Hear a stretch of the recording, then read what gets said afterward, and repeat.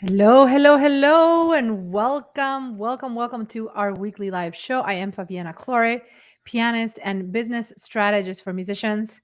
And I'm the founder of the Musicians Profit Umbrella, a business mentorship program that helps musicians build, grow, and scale their businesses online so that they can stop trading time for money and build businesses in alignment with their lifestyle goals. So if you are a musician entrepreneur that is trying to figure out how you could work smarter instead of harder, how you could create more flow in your life, how you could create more autonomy and control over the way you earn a living, you are in the right place.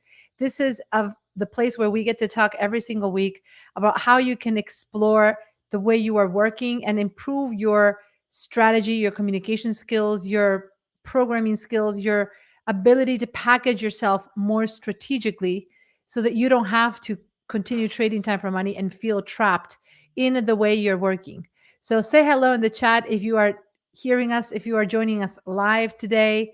I would love to hear from you. What are your questions? Today's topic is all about understanding how to connect with prospects in a better way, how to be more strategic in the way you are communicating your message, your brand, and how can you create a better way of living without having to be so concerned about what your clients think and about how they're going to perceive the value of your program, and perhaps wondering how could you raise your rates without conflicting with what matters most to you. How could you create a strategic way of living where you're no longer worried about charging what you actually need, you need to charge, and instead you're able to create a life in alignment with your lifestyle goals, with your values, and truly stand in your authority so that you don't have to feel trapped in your pricing structure or in the way that you've modeled and built your business up until this point. So say hello in the chat if you are joining me live. I'd love to hear from you. Where are you watching me from today? And really, how do you feel about talking to prospects about your services? What are the main questions that you feel are stopping you perhaps in being able to communicate what you do more strategically and to get people to really invest at the level that you know they need to invest in your program? One of the things I've seen musicians struggle with the most when it comes to pricing and being able to address objections from your potential clients is this feeling that people have these objections and there's nothing you can do about them. This idea that, oh, people just don't want to pay for services. People are hesitant to create the right type of price point, or to reward you, or to reciprocate in your services in the way you know you deserve, because they don't appreciate you, they don't value you enough. Let me know if you've ever felt that when talking about your services with your clients and positioning your offer and potentially feeling rejection, right? And or having resistance because people say, hey, no, this is too expensive, or this is not what I want. How do you handle that? What are some of the ways that you can hopefully through this training start addressing objections more strategically, and recognize that by the time you're getting an objection, that's the first thing I want you to think about. By the time you're getting an objection and someone is telling you, oh, this is too much, or they're not able to work with you, or they don't want to invest at the level that you're asking, chances are that is already too late in the conversation for you to fix anything. The value of your services needs to be created before you get to the point of really pitching the services and presenting your offer and giving a price point. If you don't do a good enough job in creating that perception of value in your communication skills around what you do, if you don't have the right framework and the right strategy on how to elevate the perception of value in the eyes of your clients before you go into introducing a specific price point or an offer, then chances are when you do give an offer, when you do create your price point, you will get rejection. You will get resistance. People will say, no, this is too expensive or whatever. So it starts way before you're actually in the moment of addressing the objection. That's the first thing. Your job in being an effective communicator and being able to position what you do strategically is in communicating what is the value of what you're offering. Not only the practical value, but how will the results of your services create a change in your ideal client's life? Can you communicate that efficiently? Today's training is about addressing objections around money with prospects. And if you are not clear around what that value actually does, how do your services actually help your clients fix their problems, solve their needs, and you're not able to communicate that strategically, then that's the first reason why people will not want to pay, or they're going to come up with money objections. Money objections are referred to when people say, oh, I cannot do this because ABCXYZ, it's too expensive, it's too much, I don't have the funds, I cannot afford it. And that is usually, in 99.9% of the cases, something that is below a different objection. Typically, when people create these money objections, and they simply say they cannot afford it, it's a way to get out of a situation that they really have no belief in, meaning they don't believe they're going to get the results that they're looking for. And they're using the excuse of not having the funds to pay for it as an easy way out. You see what I mean? They use the excuse of, oh, I can't afford this. This is too expensive for me. I wish I could. I just don't have the money. They use that as a mask, as a way to simply justify the fact that they're not convinced about what you're offering, the fact that they just don't believe they're going to get the success, the results that you're promising or that you're describing in your offer. So something needs to come way before you're in that moment of addressing the objection. And you need to ask yourself, what are you doing to create the perception of value in your offer? How are you communicating what you're doing efficiently or not? Or maybe you're not communicating efficiently. And how is that potentially influencing the moment of pitching your services? So that when people actually tell you, hey, I cannot do this, I have financial limitations, I cannot afford your services, you can backtrack what they told you in the rest of the conversation and connect who they said they wanted to be and what they wanted to create with that decision around money. Most of the times people want change in their life. They want to improve their musical skills. They want to learn how to perform. They want to overcome performance anxiety. They want to get into university, colleges, auditions, whatever it is that your services provide as a musician entrepreneur. But when it comes to investing in themselves and taking the actions required to achieve that transformation, it's uncomfortable. And many times people hesitate and they second guess themselves because they're not willing to get uncomfortable to take the actions necessary to get the results. So a big part of your perception building phase before the actual conversation needs to be around really understanding what is the opportunity cost of inaction. How will your ideal client's situation get worse if they just keep doing what they've been doing? In which way will the lack of change create worse results than if they were to get uncomfortable and to take the actions that they need to take by investing in your business, in your services?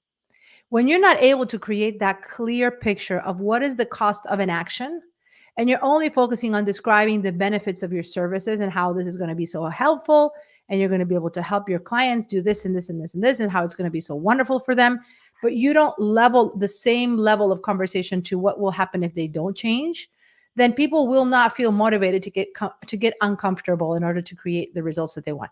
Most people will by default tend to just stay in their lane, stay in their own comfort zone, because it's easier that way. It's so much more comfortable to just stay where you are, even if there's a long-term consequence. So let me know if this is making sense as you're watching this. Say yes. If you've been struggling and getting people to pay for your services, chances are you simply haven't been creating enough clarity in the beginning of the conversation, right? To explain to them what happens if they don't change things. So making sure that you are not focusing just on the objection handling part of the conversation, but that you are creating a perception of value throughout the entire beginning of the conversation by knowing how to tap into the right problems, right? Understand what are the challenges that your clients have. How can you potentially help them bridge that gap? What is the way in which you can position your services as that bridge that will help them go from where they are to where they need to be? And most importantly, what is the cost of an action? Like, what happens if they don't change? If they just continue doing what they've been doing and somehow expect a different result? How will that negatively impact their life? What are the chances of them actually getting a lot more frustrated or potentially getting into some sort of an injury? Let's say you are someone who helps people avoid performance-related injuries, right? What are the downsides of not creating change in their life? How can you not magnify it, but highlight it? How can you make sure it is not overlooked in the process of this conversation, right? And the third step is the way in which you handle objections once they show up. Once you are starting to get pushback and resistance from people, Your number one job needs to be to address the root objection. What is the hidden objection underneath the money objection? So, a way to do this is, for example, when people say, "Oh, I can't afford this. This is not what I was expecting, or it's too much." A great way is to isolate the real objection by asking, if we were to put the finances to the side for a moment, what else do you feel would stop you from doing this? What other reason? Is there something else that is preventing you from wanting to move forward with this service or this program or this product, whatever that looks like? Money to the side. And you're actually going to be very surprised that in some instances, people are going to say, I just don't know if I want to do this, or I don't know if I can actually pull this off. I don't know if people are going to want what I'm going to do. I don't know if whatever. You're going to realize that many times when you isolate the objection and you ask them to put the financial thing to the side, the real objection is going to come out, where they're going to say, I don't want to just, I'm afraid of what people are going to think, or I don't know if it's going to be successful. Whatever reason they're going to come up with is then going to allow you to uncover what the root objection is. There's always a hidden objection underneath the money objection. Money and time are just a matter of priority, hands down.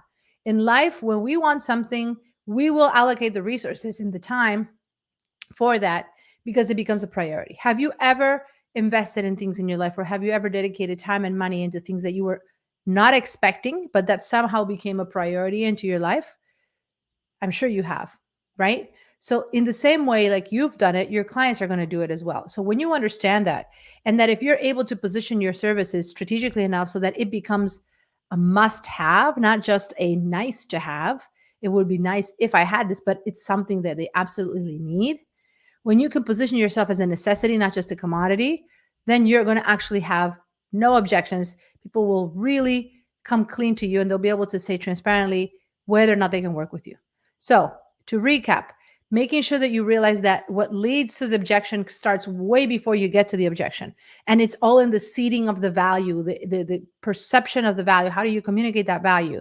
Then it's about helping people understand what is that isolated objection? What is really underneath that objection? It's always going to be about time and about money and about whatever they say. There's something below that you need to be able to uncover, right? And then be able to highlight the opportunity cost. What will it look for people to not take that action if they continue doing things on their own? How will that negatively impact their current trajectory? And how will the not joining your program affect them? When you can highlight that and make sure they're not overlooking that and they're just getting caught up instead on what would it look like to work with you and like the changes that would be required and needing to be uncomfortable, then you're going to have a great way to really elevate the perception of value and to help your clients make an empowered decision to work with you and to invest in your services at whatever price point you decide, because for them, it will become a priority. Hope this helps. I look forward to seeing your takeaways from today's call. Let me know your experience in having conversations and elevating your communication skills with your prospects. I would love to be able to learn more about what your takeaways are from the session. And in the meantime, I look forward to continuing these conversations. If you would like to talk to me or a member of my team around how we could help you perhaps improve your communication skills and help you have a better strategy in communicating with your clients, how you could connect with them, how you could guide them. If you're finding yourself that you're just hitting objection after objection after objection, then I encourage you to book a call with me or a member of my team so that we can help you optimize that and figure out where are the gaps in the way you're currently presenting yourself. Go to fabianaclaure.com/connect, and I would be happy to have a conversation with you and brainstorm where in your strategy and your messaging are you right now falling short that is perhaps leading to people not wanting to invest in you. Remember, when you take ownership of your life, when you take ownership of your circumstances, when you realize that anything you don't like about your life or business is up to you to change, you start uncovering miracles. You start making things happen. Everything starts in ownership. So if you don't like what you're having right now, you have the power to change. You just need to learn how to do it strategically. I look forward to hearing from you. What are your takeaways from today's show? And what would you like for me to talk about next week? Thanks for watching. Let's prosper together.